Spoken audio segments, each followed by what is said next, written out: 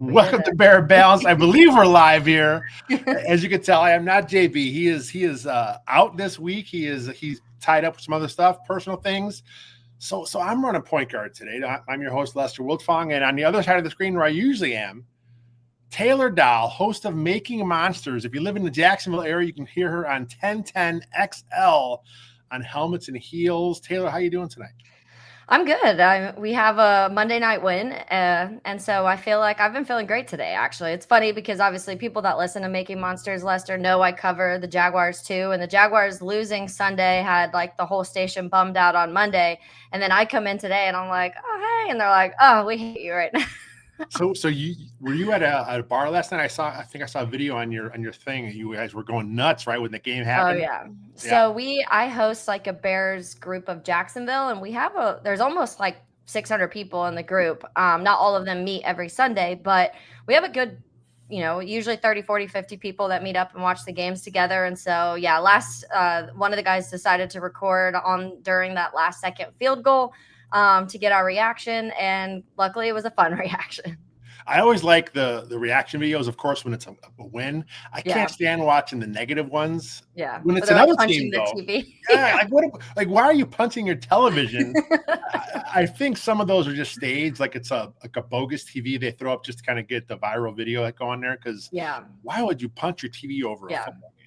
I wouldn't break my TV. I definitely wouldn't. I've like said some words and screamed and walked out of rooms, but never broke my TV. Crazy. All right, well, let's dive into this. As always, we start in the trenches with our trench tribute. And Taylor, you're the guest this week. I'm going to let you kick things off. Who would you want to give your trench tribute to this week? So, Lester, what honestly makes me a little excited is that I have multiple trench players that I could pick for this. And I feel like there's been many games when it's hard to pick one trench player that you want to select. But I think I have to go Theo Benedette. I mean, coming in, getting his first start at left tackle. And after the way that things go, we know how it looked against the Raiders. And kind of on the right side, it didn't go too well. They switched him over to left. Ozzie played a little bit better on that right side. And so I do think seeing that he had 64 snaps, no sacks, no hits, 2 pressures allowed. We saw the run game get going for the first time this year. Not saying it was all Theo, because I do think they actually ran better on the right side. But I just think that it's maybe a little bit of life that the offensive line needed. I don't know if Theo Benedette is like, okay, we found our left tackle of the future. We need to see a little bit more out of that. But I have to give the guy kudos for what he was able to do yesterday and actually seeing some pockets around Caleb Williams. He stepped in, like you said, last week or the 2 weeks ago, he played right tackle. Wasn't the best. He kind of moved to the left side. I thought he played a little better on the left side, which is what he played in college. So some guys just better on one side or the other. Some guys can't kind of flip back and forth. I thought he had a really good game. I had him written down as well. I wasn't worried about him too much in the run game, because that's kind of what he did. And even in preseason, we kind of saw his run game was ahead of his pass blocking.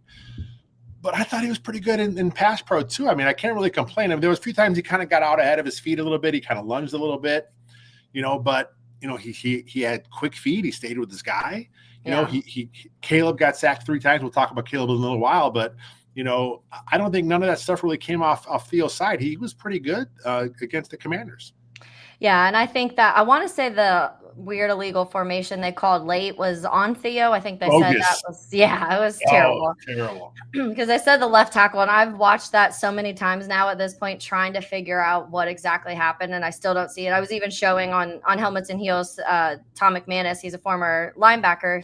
I showed him, and I was like, what is wrong? Like, what's illegal about this formation? And he's like, I mean, if you really want to nitpick, maybe his foot, like tiny, a millicentimeter. And I was like, but enough to like call that in that moment after a touchdown was already caught by Rome Odunze was really frustrating. So that's your guy, Rome, with an awesome catch. Good throw. Like, oh man. So so I guess a few years ago they run to emphasize those tackles, cheating back too far. So I think the way they have the rule is the tackle's helmet has to be at the center's belt, right? Yeah. And then like you said, you watch that clip, you're like, what's the problem here? Yeah, his foot was back, but who cares? It's all about the helmet.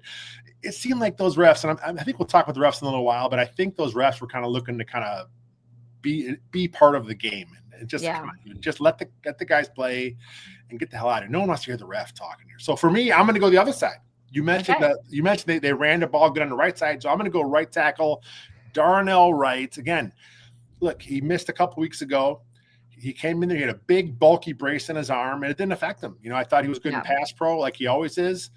But, man, the running game, like you said, to that side, how many times was he out in front just kind of leading the way? There were a couple nice plays. I shared them on my Twitter account from some of the guys kind of clipped up where he was getting 2 blocks at once, like getting a piece of this guy before he went on to this guy. And it's like, what is going on here? This is like, look, Ben Johnson came from Detroit. Penei Sewell's an outstanding right tackle, probably one of the better ones in the game. It's not that much of a downgrade. Darnell Wright is playing at a Pro Bowl level. I think this year, maybe the year he pushes for that Pro Bowl spot. How about you? Yeah, and that's what I remember Ben Johnson kind of making a comment about that, the mentioning Penei Sewell and him saying like Darnell Wright can be that type of player, and everyone kind of laughed at it. But I mean, he's playing so well right now. And to your point that there was a couple times we saw him with like some double blocks. And I think one of the biggest ones on the game clinching drive, he was a huge part of how that ended up being a successful run towards the end. And so I do think you have to give so much credit to Darnell Wright because, like you said, you're coming off an injury too. And it's kind of something he's done. We talked about that first year with him and he played injured all year and he was incredible. So maybe there's just something too. Darnell gets beat up a little bit and he just goes up to the next level. But it's really nice to feel like, especially the last two weeks, I guess more so the second half of the Raiders game and then this week, that the tackles are starting to, you feel like you may have something there. And I know it was Ozzie playing, but you feel like Darnell Wright back on the right side and now Theo, you may have something on your bookends for the first time in a really long time. Yeah, look, I was a big fan of Braxton Jones. I thought he's been a pretty solid football player, but he clearly wasn't the same guy coming back from that injury.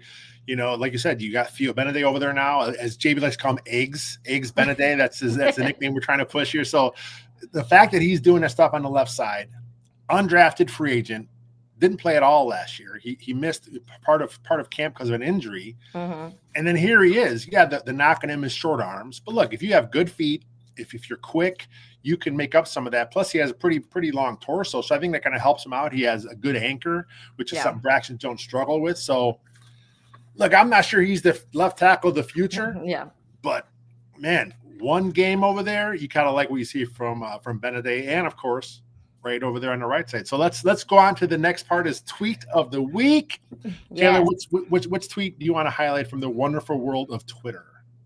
Yeah, so hold on, let me find because I had sent it to you, so I have to remember exactly what it said. But there was so many, first of all, so many good ones. I kind of wanted to be a little petty and show the ones of Caleb Williams mocking Troy Aikman because he's doing that. We saw Ben Johnson kind of go after Troy Aikman today too. So there were so many good ones that I wanted to go, but I sent you one. It was from Ben Standig, and he said that, covers the Commanders. And so he said the Bears entered week 6 with the 5th highest rate of 12 personnel this season. On Monday Night Football, they used 11 personnel on 53 of 59 plays, 89.8% per Next Gen Stats. That's the highest rate in any game ever coached or coordinated by Ben Johnson. And so, 12 personnel is 11. But I feel like we talked about this, Lester. That was one of the conversations this offseason is how much 12 personnel he would use. And the conversation was always kind of like, okay, well, why are you drafting Colston Loveland? And I'm sure there's people out there still asking that question, especially with you needing a pass rusher still.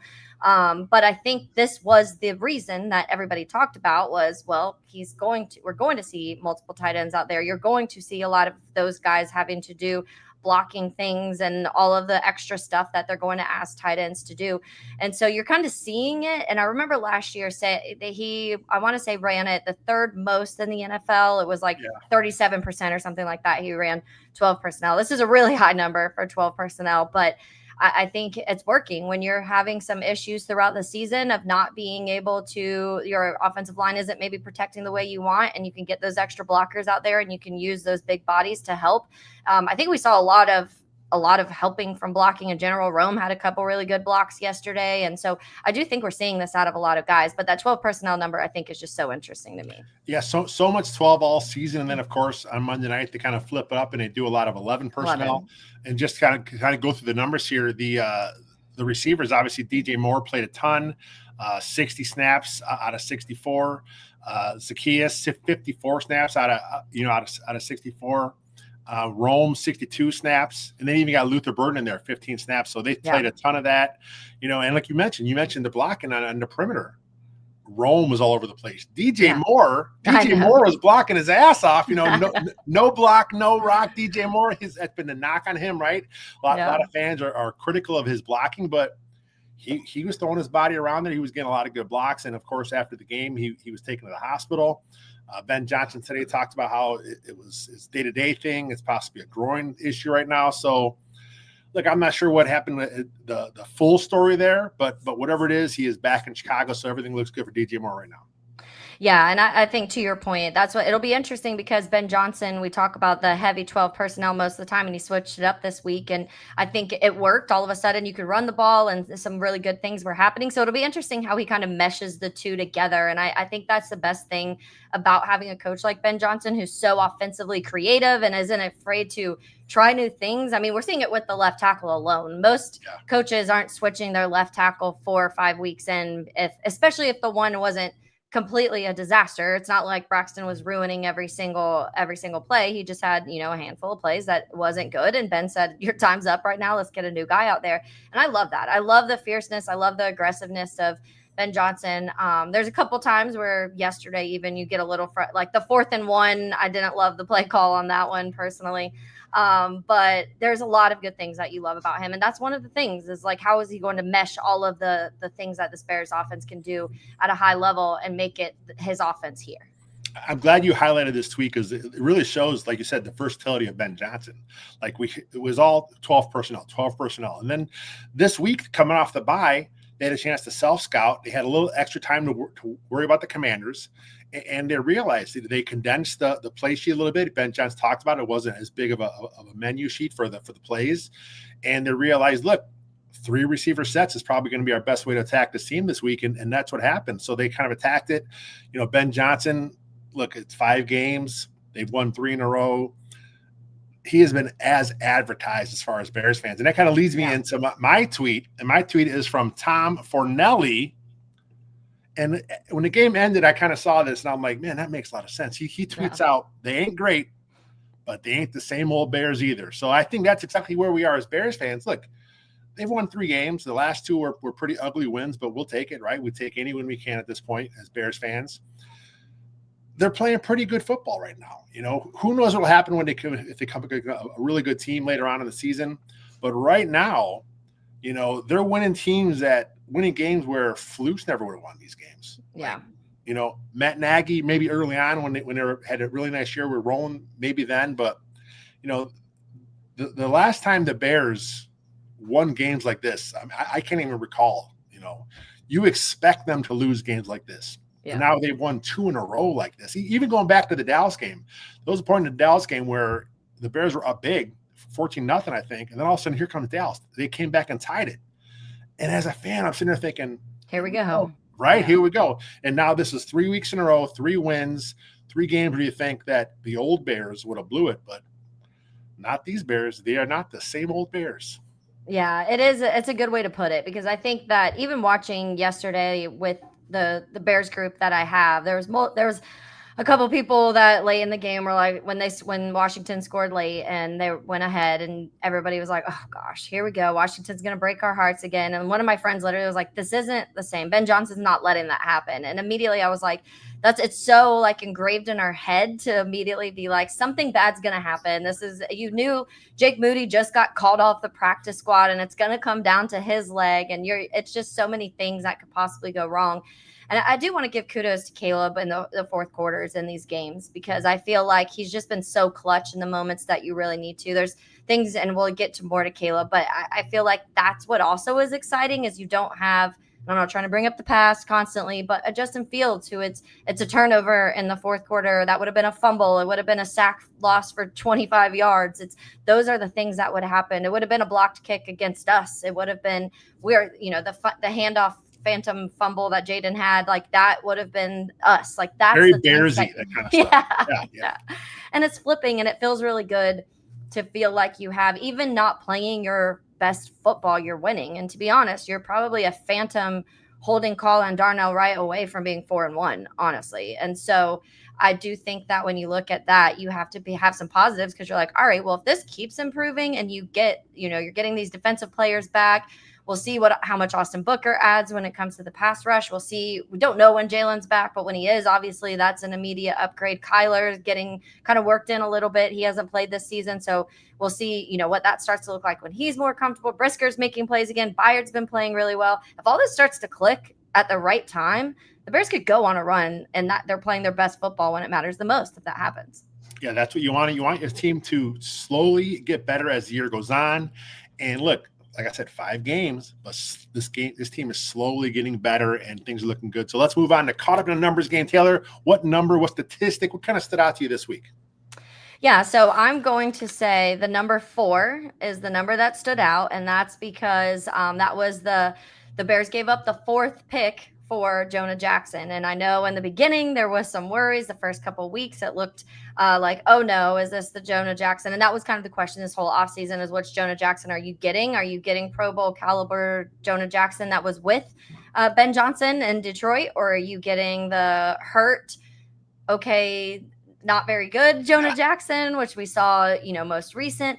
And a lot of people I talked to that were offensive line guys all said, they just felt like he never really fully recovered from that injury. And so it was kind of a thing that they wanted to know further away from being recovered and being good, like if he can get back to that. And so I do think we're seeing a better Jonah Jackson. He's allowed 0 sacks, 0 hits. He has allowed 9 hurries, but 5 of those came in week 1 against the Vikings. And so since then it's 4 hurries, no sacks, no hits allowed by Jonah Jackson. And like, obviously sitting by a guy named Joe Tooney, and how Drew Dahlman's been playing the last couple of weeks too, you're just kind of seeing all of them improve and start to gel together. But yeah, so that 4th pick right now, that 4th round pick, that they gave up for Jonah Jackson, I feel like may not look too shabby at the end of the season if it continues the way it's going.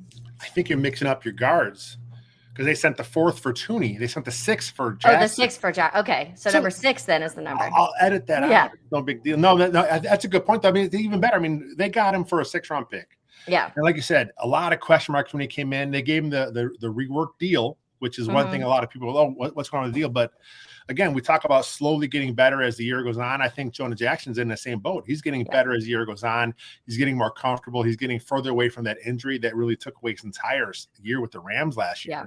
Then, of course, they're moving around from guard to center, and that's not who he is. He's where he belongs right now in Chicago. I think it's a good place for him. Like I said, he's familiar with Ben Johnson's offense. And look, he's a pro. I mean, we talk about the run game on the right side yesterday. He was leading that way too. He was there getting a lot of bodies on people.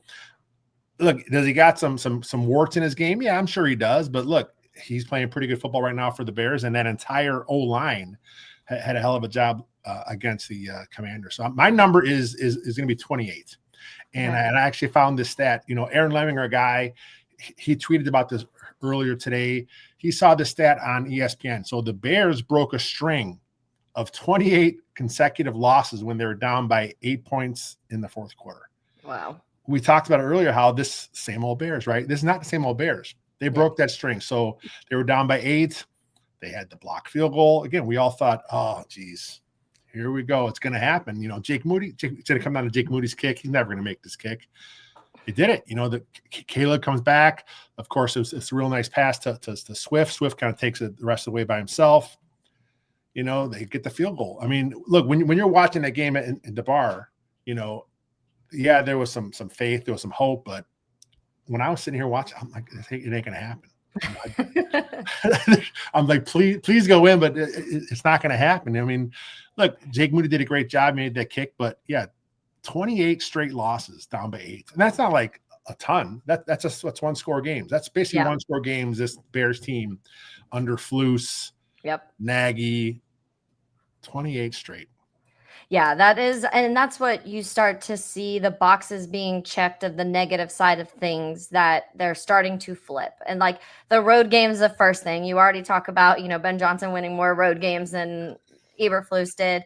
We're talking about how the Bears didn't one time score a touchdown on the opening drive last year, and they did it right away this season. Like you're starting to see those things that kind of haunted them forever. And this is still a projection because there's a lot of season left. You want people to stay healthy, but at this point in time, Caleb Williams is on track to break that 30 touchdown, 4,000 passing record that everybody's been talking about forever. If he continues, I think he has to average like 256 a game or something like that, less than 2 touchdowns it ends up kind of being. So I mean, those things at this point, to be able to say this early on, and like you said, without everything even feeling like it's completely clicking, there's still some accuracy issues, there's still some penalties that you want to kind of get shaken away, right or not. And so I do think that a number like that 28 just shows that is that or giving us hope that the page is turning finally, of these things won't just hover over us forever.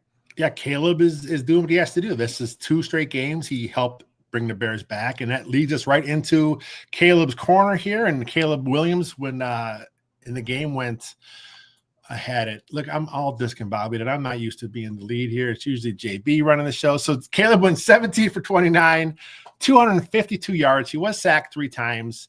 I haven't broken down those sacks yet, but I think 2 of those sacks, they were going to be on him. But look, they were smart plays.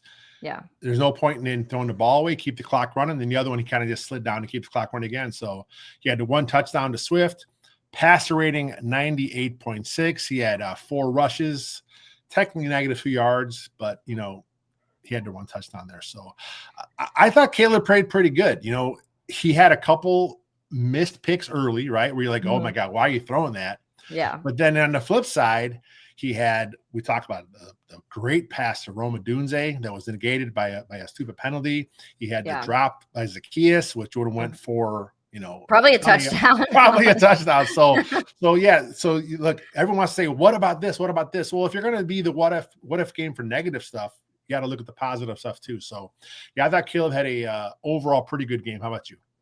Yeah, I think he's 22 games into his NFL career. And if you just strictly talk about, you put those stats up from his week 1, you know, his first 5 games last season to his first 5 games this season, it's significantly different and it's significantly better across the board when it comes to yards thrown, when it comes yards per attempt, per completion, when it comes touchdown to interception ratio, everything you can ask for, QBR, all of the things. And I know there's still the inaccuracy. There's moments where you're just like, that was almost a pick, or that was sailing over someone's head. Or it was funny because I also during the game accidentally called him Trevor because Trevor sails so many passes over his receiver's head. I was like, Caleb. But I do think you're seeing so much improvement. I think sometimes his feet still get a little wild if you're like nitpicking things, where I'm like, his feet are a little crazy sometimes. And I hope Ben Johnson starts to reel that in and, you know, focus on that. I know there was a lot of things he wanted to fix and kind of start to go over with Caleb. So maybe he's working through the list of things that needed to be fixed after Shane Waldron ruined everything last year. But I do now in Jacksonville. Yeah, and now we're seeing the same thing. Not saying he's not calling plays, luckily. Yeah. But yeah, I think that Caleb, everything that you could ask for to start to improve, you've seen. And that next thing I think is, you know, seeing some more. We saw they flashed it during the game last night. He has the highest percentage of off target throws in the NFL. Those you want to see start to lessen, but everything else, the timing, not holding the ball too long, you know. Last year he'd kind of leave the pocket just because he could leave the pocket rather than being strategic about it and making smart plays. He's taking the check down when he needs to. He's reading the field. He's using multiple wide receivers. It's not just like go to Rome every single game. You're seeing Zacchaeus involved. You're seeing Luther Burden. You're seeing both tight ends. You're seeing the running backs pass catch. You're seeing DJ Moore in the backfield. You're seeing all of these different things. And it's so fun to watch him take on what we heard was a very difficult playbook and scheme. And in 5 weeks, really take control. Mina Kimes said today on their show, she said, this is the most lion-y I've seen this Bears offense all season, and it makes me really happy. And I was like, let's go. Like, that means that, to me, that's saying Caleb Williams is finally making this offense look like a Ben Johnson offense. I'm glad you mentioned him throwing the ball all over the place, because look, coming in, a lot of fans thought it's going to be Rome or DJ. Like, they'll be clear-cut number ones. But, you know, this week it was Luther Burden. He led the team with 4 catches. He had 51 yards. Swift, of course, had 67 on that big 55-yard run. But, DJ Moore had some targets. Rome had some targets. Kyle Monangai. Yeah, Monangai had a screen. So, yeah, I mean, he is not he's not really force-feeding the ball to anyone. He's kind of taking what the defense gives him. Yeah, they're trying to scheme some guys open on a few plays, but for the most part, he's able to go through his progressions, make the right read. And like you said, yeah, his off-target rate's a little still too high, but overall, all his numbers are up. And you talked about it earlier. He's on pace to break the classic 4,000 yard. I think if that happens, there should be a parade down Michigan Avenue. 4,000 yard passer in Chicago Bears history. Oh my God, let's do it. Let's get him out there on a float, Macy's Day parade. Get the Wiener Circle involved, something, because that would be historic. 4,000 yards. It would honestly be insane. And it just kills the narrative that the national media and the NFL want to hold on to and talk about constantly. And so I do think that's another checkbox, another box that the Bears could check off of things are changing and that page is turning. I would love it. I'm going up for the Bears Packers game on December 20th. It's that Saturday game, which is my birthday. So if he wants to break it at that game, it'd be fantastic. That would be awesome. A little special to it. There's still a few games after that. So that would be really breaking the record, but I'm here for it. I mean, he hasn't had a huge game yet this season, but he's still on pace for that 4,000 yards. So who knows? I mean, last year, he had 4 300-yard passing games. We haven't really seen a huge game yet. So, yeah, I mean, it's coming. I mean, if all it takes is a couple big ones in a row, and next thing you know, man, he's on pace for 4,500 yards. Who knows what's going to happen here. So let's take a quick break. But before that, let's talk about our merch store. We finally have a merch store for Second City Gridiron. I saw some people buying some Making Monster stuff. I got a nice wine glass for the Making Monsters there. I love that. Mug. There's some shirts. Of course, there's stuff for Merit Balance, Second City Gridiron, all of our stuff. And the thing that we're seeing now is people are trying to share their stuff on Instagram, on Twitter. So if you guys get some merch, help support the podcast out. It helps keep the light on. And share us your picture. We'll make sure we retweet those out there. So let's take a quick break. JB always writes this down. I don't have a pen, so I'm going to have to remember where I'm at this thing here. So quick break for the podcast side of things. We'll be right back. I always mess up the break every time. I'll write it down for you. Oh, yes. All right. We are back. Bear and Balance. I am joined by Taylor Dahl this week. JB is on assignment for his real job, I believe. So look, the 3 Bears, right? Hot, cold, just right. We're going to start with the hot like we always do. Taylor, who is the hot bull? Who performed better than you probably anticipated them to play in the Bears game on Monday night? The name that I've said multiple times throughout this game, Swifty, let's go. There it is. I loved seeing this finally happen. And what he was able to do in general. And this is something we've had conversations too.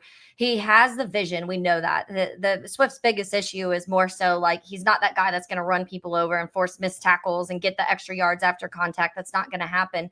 So we were seeing these creative ways to get him out on the perimeter and like get some green in front of him so he can just go. And we were talking about the blocks, Roma Dunze and some of these guys helping block out on the perimeter too, and pulling the tackles and doing all of this crazy stuff to help get that run game going. But I want to give the love to the offensive lineman, but also DeAndre Swift, because this is something that Bears fans needed to see some life into that run game and take a little bit of pressure off of Caleb Williams, because it did feel like the run couldn't really do much at all. And when I was talking to several people throughout the last that last week prepping for the Washington game, it was all kind of like, the run game could be what wins or loses this game for the Bears, because Washington, when stopping the run, were one of the better teams at stopping the run, and they were one of the better teams at running the ball. And the Bears were able to kind of fix both of those things in one game. And is it permanent? I don't know. But for now, DeAndre Swift, he gets my game ball for sure. It's coming off the bye. Like I said, they self-scouted.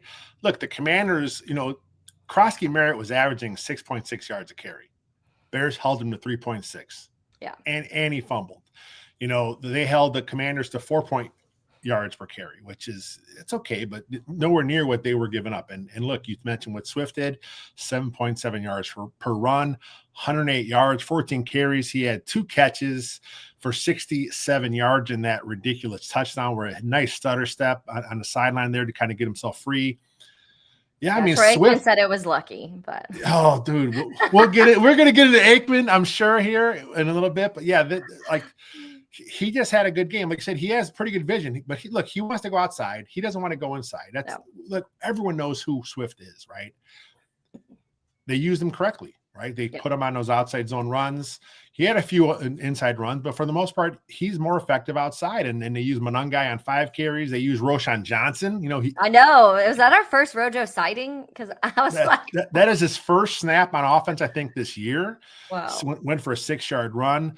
Zacchaeus had a carry. DJ Moore had a couple carries. So they're using things here. But look, coming off the bye, they realized they got to fix the run game. And we heard Ben Johnson talk about it. He said it's not all Swift, right? It's the scheme. It's the guys up front. They're just not gelling together how it should be.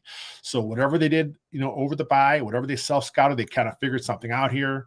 Will it continue next week against the Saints? We'll have to wait and see. But 1 week coming off a bye. And look, when's the last time a Bears team won off a bye even? Yeah. There's another box we can check because I don't think it's happened under Eberflus. Yeah. And then, of course, going back further, I'm not sure when the last one happened. But yeah, maybe a couple times. Who knows? But for me, for my hot bowl, look, we got to talk about Jake Moody. What the hell's going on with this guy? Come out of nowhere, a cast off from the 49ers, former 3rd-round draft pick, obviously has a real high pedigree. It just didn't work out in San Fran. And look, these kickers, it happens, right? They bounce around a lot.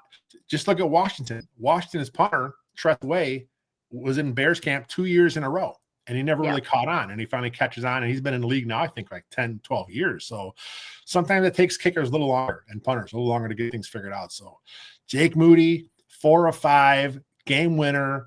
Look, that takes that's ice water to go out there, especially after he just had his kick blocked. And that was a terrible kick. I think that the guy from Washington could have blocked it just standing there. That was such a low trajectory on that kick. But they figured it out. I mean, kudos to the offense for getting a little closer, make sure that they were going to leave no doubts. But Jake Moody, and then look, he's probably back to the practice squad because I think Cairo, unless he goes on IR, I think he's your kicker next week. So this may be the only time we see Moody all year. So let's get him the hot bowl of porridge this week. Yeah, what a big moment for him. And it's funny, everyone keeps throwing that or playing that clip from when Debo hit him when they played for the Niners together, and Debo hit him on the sideline because he missed the kick, and everyone's like, this is Moody's revenge on Debo. And so that any extra salt I can pour on the Commanders right now, I am. But I just feel like that was a really big moment. That's not easy to do, getting called up last minute into a game and then you having to kick the game-winning field goal in final seconds of, like you said, that after just getting one kicked. Honestly, the snap was even a little high too. It wasn't a perfect snap. He gave credit to, the snap and everybody around him. But to me, I was kind of like, ooh, I was a little scared when it first got snapped. But yeah, credit to him because that, to what we talked about earlier, last year, that would have been blocked, that would have been just missed, that would have been doinked, and we would have been crying. And instead, Jake Moody wins the game.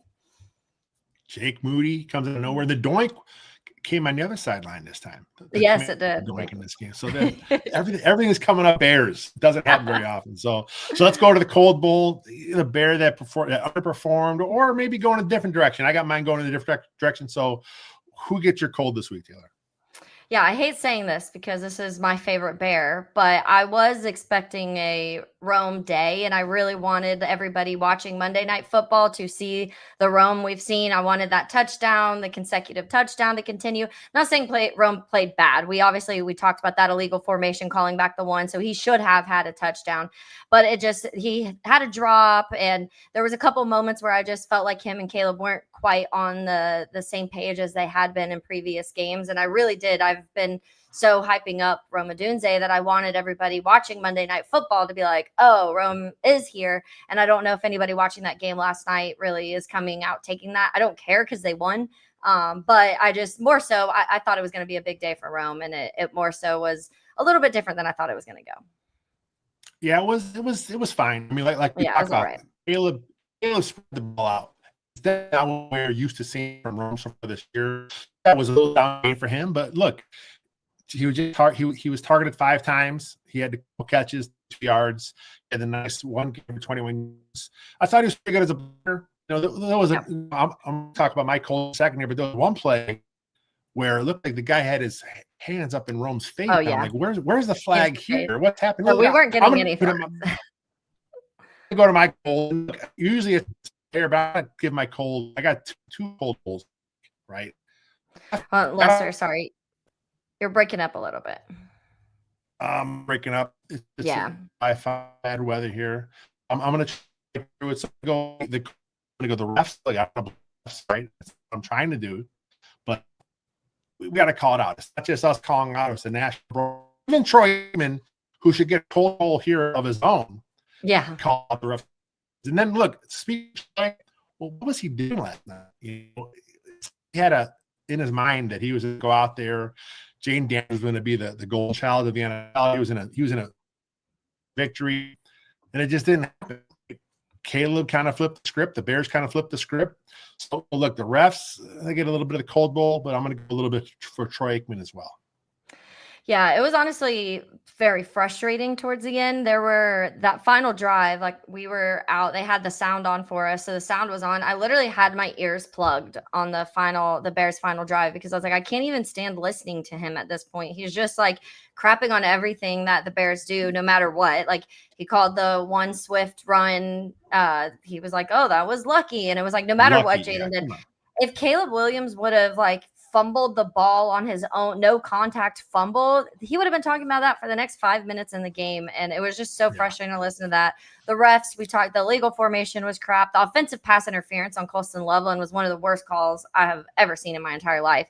And there's just way too many moments that they were dictating the game that way. And to your point, like they wanted to be in control of what was going on. I'm glad the Bears overcame that because I do think that a lot of times you're not coming out on the other side of a game that that opposing team is getting the calls. And it's bad when Washington finally gets a call and the whole bar's cheering like, oh, they got a penalty. It's not on us. And we all had like delayed reaction. Like anytime Kayla would make a play and, complete a pass, we'd all wait like 3 seconds to make sure no flag was flag. Yeah. And it shouldn't be that way. You shouldn't. They should let some of these guys. You want to see them play. I get certain penalties you have to call. The Brisker one, I can see like he was at his knees. Those things they're gonna call. Montez, that one was bad. He barely skimmed his face mask, but you can't touch Jaden Daniels. So yeah, both of them they get a very cold bowl of porridge. You mentioned that the OPI on Loveland. I think that commander defensive back sold it a bit because I watched it back today, and he was. It's like he was hit like by a truck. I mean, he really flew back. It's like, what is he doing here? The refs were. It's like flopping in the NBA. It's like, come on, that's ridiculous. So let's go to the final one here. Just right. Who you got for just right this week? Yeah, my just right is Ben Johnson. You said it at the top of the show, but just as advertised, I feel like we're seeing. And I've heard several people throughout this offseason when I did my preview with Mark for the Detroit Lions, he was like, I think this is going to be a disaster. These two don't mesh. They're too different. Ben Johnson, working with Jared Goff, he's not going to be able to do the same thing with Caleb Williams. And so I love so much that Ben Johnson is taking Caleb's strengths and really working around them and taking the Bears' strengths in general. And to your point, using that bye week to say, hey, we've got to get this run game going. How can we do it? And making it happen. And then so I think we're seeing that connection between the two. And Caleb, if you hear him talk, he trusts in Ben Johnson with everything. And that's so comforting because when he was talking about his touchdown run that he had, and he was like, I didn't think it was going to work because, the linebackers were there. And he was like, but, credit to Ben Johnson. And so he's crediting his head coach for making the right play call, even when he doesn't think it may work. And to me, that's the perfect relationship you want between a QB and a coach. The trust is there. I mean, we kind of heard it, that they talked about it. It was a rocky start in camp, right? There was a lot of problems in camp, a lot of miscommunication with things, a lot of pre-snap, issues they had in camp. And the people that were there covering it, they said it was really inconsistent. Ben Johnson and Caleb both talked about, hey, we trust the process. Let's just keep fighting through it. And look, here we are now again. We talk about the progress they made during camp. 5 weeks in, the same thing. I'm glad you mentioned Ben Johnson and the head coach, because my just right is going to be the assistant coaches. Okay. You know, you hear the players talk about these guys. You talk about Al Harris, about the really emphasizing takeaways. Obviously, Denton Allen's done a really good job with that defense when he's doing things there. Eric Bieniemy, he's got these running backs playing pretty good football right now. Antoine Randall L, you know, the O-line, it looks like a cohesive unit. Look, it helps having obviously better players, obviously, but I don't know what they were doing the last few years in Chicago. I don't know what Chris Morgan was teaching. I don't know what he was coaching. I couldn't tell the scheme he was running half the time. Some of it made no sense. They couldn't pass off of stunts. O-line coach Dan Rochar now, he has these guys playing pretty good. Look, this is a pretty good coaching staff. And look, it's not all Ben Johnson's buddies. He didn't go out and just get guys he knew, a bunch of yes men. He brought a couple guys in from Detroit. For the most part, you know, this is a really a mixed up group of assistants, and they're all blending well together. I think this is a really good coaching staff. And I think in a few years, you're going to start seeing teams come to Chicago and start wanting to poach these guys away. And that's what you want. You want that as an organization, because then you know you're winning, you're developing not only your players, you're developing your coaching staff. So I think if that happens in a few years, that's perfect. And the fact that Ben Johnson's your primary play caller. Yeah. Fine. That's okay. If your assistants get poached away, no worries. That's the best part about having your head coach be an offensive minded and the play caller, because you don't have to worry about that sense, and you don't have to worry about what Detroit did with Ben Johnson and Aaron Glenn both being snatched in the same offseason. I don't know. Obviously, they lost to Kansas City pretty bad, but I feel like they are okay. They have enough talent there that they feel like they're okay. But yeah, I mean, I feel like Al Harris was one of my favorite offseason hirings, honestly. I just felt like what he did. I mean, look at Dallas' secondary now, and not saying it's all Al Harris. There's obviously some other issues, but just what he does when it comes to forcing the ball. And you could see there was a couple moments yesterday where you can tell it's almost like go after the ball. And I'm like, that's great, but also make sure you make the tackle.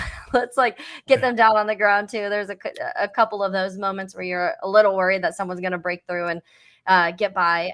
But yeah, it's really fun right now. And especially Dennis Allen, I think that he's not getting enough credit, honestly, because you haven't had Jalen Johnson. You didn't have Kyler Gordon until this game. TJ Edwards has been out. Grady Jarrett's been dealing with an injury too. You're seeing all of these injuries that most teams losing their starting corner, their top corner, their top linebacker, and their guy they paid in the offseason to be their starting defensive tackle. And if you lose all of that, you're seeing, it really hurt your team. And he's finding other ways. The pass rush isn't what you want, but he's trying.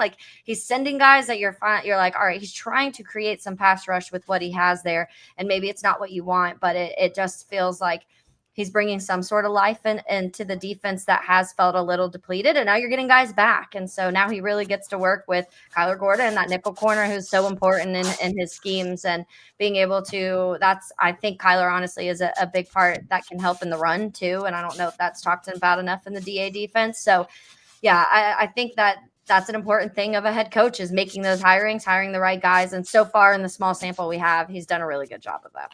Yeah, I think getting Kyler Gordon back, getting TJ Edwards back, I think that gave him a little more confidence to do a few more things up front. I mean, I think we saw him blitz a little more than usual. I think we saw him run a few more games up front than usual, because he trusts that he has a guy like a nickel like Kyler Gordon and even TJ Edwards at linebacker. He was in coverage quite a bit. And look, he isn't the quickest guy back there, but he's a smart football player. He knows how to work those zones. So I think that gives Dennis Allen a little more confidence. And look, as guys come back, maybe Grady Jarrett's going to come back in a week or two, and he'll add something to that pass rush. You mentioned Austin Booker earlier. He comes back, maybe he gives something off the edge. Maybe you have a little more confidence in your front seven to kind of play some of these games, because you are having to kind of make up for the loss of Jalen Johnson, your one Pro Bowl cornerback. Brisker has been pretty good this year. Kevin Bayard's been good at safety as well.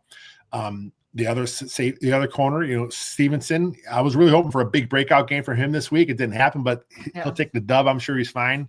Yeah. It was almost good. It was quiet. Like, you didn't hear his name, which was honestly probably good. Yeah. It's best to have those guys not be mentioned much. Yeah. It means nothing's going on. So Yeah, I think it's good. It's a good coaching staff. Everything's on the right path. We talk about the Saints coming up in next Sunday, a whole string of noon kickoffs here, which would be nice. None of these late nights. I'm the same way. I'm up. I think I went to bed at 2:30 in the morning last night. I have to get up. It's like, come on, this is ridiculous. I can't do this stuff. So I did want to mention too, because we had a little bit of a scary moment, obviously, with Noah Sewell going down, and he stayed down for quite a bit. If anybody missed it, I just did a episode. I talked to Noah Sewell's dad, obviously Panay, his brother, and so we talked kind of their journey from Hawaii to Utah and what that looks like. The football start. Noah Sewell played quarterback in high school, and Panay was his blocker in high school. I just think it's a fun story. But I did text his dad just to check and see if if Noah's okay. And he said he's okay, but he did say it was scary because he said that was the first time he's ever felt something like he felt. And so he was like, he didn't know what was going on. And that's why he was kind of laying there for a while, because he couldn't figure out what was going on. So a little bit of a scary moment, but it's good that Noah's okay. Concussion? Is that I think so. They rolled it as... Yeah, they ruled him out for a concussion, and so I figured it. But those ones are always like when you're not moving, it always makes me think neck, and that terrifies me. And so it doesn't seem like that. I think he just got shaken up, which it was helmet to helmet, so those things happen. But I'm glad he's all right. Friendly fire always hurts. So Taylor, I want to thank you so much for joining on. We're going to stick around a little bit for the YouTube crowd, but any final thoughts before we get out of here? Yeah, I mean, I think just continue it. I think you have this stretch of games coming up next that you can really take advantage and keep winning. I mean, the Saints definitely is a winnable game. You talk about we're probably going to get Lamar Jackson, which kind of sucks, but I do think the Ravens defense right now is a mess. Take advantage of that. Let Caleb cook against them. Maybe it can just be one of the more in the air battles, but you have some games coming up where you can really put yourself in a really good spot. I saw Kay Adams said they'll be 7-2 was her prediction in this next stretch of games. So I would love to see that. But yeah, I think just continue to build off what we've seen, Lester, and I think Bears fans can be happy by the end of the season, record or not. If they continue to build from what we've seen, I think there'll be some happy Bears fans. You heard from Taylor. Let Caleb cook. I like it. Let's get the heck out of here. For Taylor, I'm Lester. Bear down, everyone. I'll remember the cutoff time too. JB's always on over this stuff, so I'll read it. Oh, I forgot to mention that Mac and Reed is going to be coming up here at 7:00 on our YouTube channel. I should have mentioned. I guess we're still here on the channel, so we're good. The podcast won't matter. So yeah, that's good stuff there. I got to bring on JB's number one fan here. Yeah, I agree. It was there was too many. It was a roller coaster of a game. And so when you come out with the win, you almost forget how much of a roller coaster. I was stressing. I had a lot of closing my eyes, closing my ears. I was like, how am I going to handle the end of this game? But they pulled it out. I really thought it was going to not end good. I mean, we saw it. So many things were happening in that game. You're like, yep, here it is. Oh, the block. That's it. Oh, yeah, it's going to happen. Plus it's rainy. And then of course the Bears get lucky with the fumble. And then you're like, can they do it? Who knows? Someone had in here the Bears record after. Oh yeah, 1-12. Did you see that? I think they said 1-12. That is insane if that's true. 1-12 off the bye since finally. I can see it. Yeah, I can see it. I think Nagy had one. I don't think Flus ever did. I'll have to check that just to double check that, but it's out there now on YouTube, so I think it's going to be happening. Holy moly! Yeah. Chris here says she's still not sold on Jonah Jackson, but he is an upgrade of what we had last season. Yeah, last season was that the remnants of Nate Davis still hanging on there early in the year? Yeah, barely. I don't even think who came in after him though, because that person actually did play all right. Was it Matt Pryor? Who's now in is he in Philly? I forgot where he went. Yeah. I know a lot of Bears fans wanted to bring Matt Pryor back, but look, the Bears are in a good place on the O-line. Yeah. Ozzie Capillo is your rookie second round draft pick. He's not going to be able to see the field, right? If Darnell Wright's obviously playing as good as he is, Theo Benedet's holding down left tackle. I mean, and I'm guessing your swing would be Braxton right now. You're not going to go to Ozzie for that. I wonder if they keep Braxton on the left and he let Ozzie, because Ozzie's been mostly right. Just let him, Just let them each play their own spot. And look, this may be the best thing for Braxton Jones, shutting him down here. Because, he, like I said, he is not the same guy from that injury. He had a nice game against the Cowboys. He looked pretty good that game. But he did not look good against the Raiders. So Yeah. it was a good move to shut him down. So look, if you can shut Braxton down here where he's not playing any games, he's able to just concentrate on his rehab, getting everything perfect where it has to be. He may play again at some point this year. And look, he's a free agent. We just saw, backup left tackles get a ton of money. So Braxton Jones, he's probably not going to be in Chicago next year. But I think the fact that he'll have a chance to kind of, earn a paycheck somewhere is going to be good. His career is going to keep going. He'll end up somewhere, bounce that back, and he'll be on his feet somewhere with another team. So hopefully it's somewhere away from the Bears because I like rooting for Braxton. I like him as a person. I think he's a good guy. Yeah, me too. Look at Moody with reverse Robbie Gould. Robbie Gould, of course, the Bears got rid of him and went to San Fran for 7 or 8 years. So yeah, I mean, I think what Moody did was great, but I also think that he is going to be back in the practice squad, or another team may poach him because you're not going to get rid of Santos. Yeah. Because, what is it? Is it? It's a groin for Santos. I saw a quad. Okay. And then I saw thigh. I know the Bears reported as a thigh injury. And then I think I saw some of the beat reporters talk about it as a quad injury, which is, it's right around the same place. So yeah, it kind of flared up on him. He kicked all week, right? And then something happened where probably doing the walkthrough on Saturday where it just didn't feel right. So it's good they had Moody. I mean, he was sitting there, so that was a good move there. Oh, look, I got some props. You're doing good. I am I am just not used to being on this side of the screen. I'm not used to having to worry about the stuff over here, the banners and all that stuff. I'm sure I missed a couple of banners going through it, but yeah. That's all right. I think you're doing great. We'll finish here. Yeah. 6-3 or 7-2, amazing. And yes, Chef Taylor, let Caleb cook. Nice. All right, like I said, Mac and Reed are going to be coming on here at 7. So go get yourself a drink. Come on back to YouTube and check out the Mac and Reed show. But Taylor, once again, thanks so much for jumping on. This was a lot of fun. It was. I love this. Anytime. Nice. Let's get the hell out of here.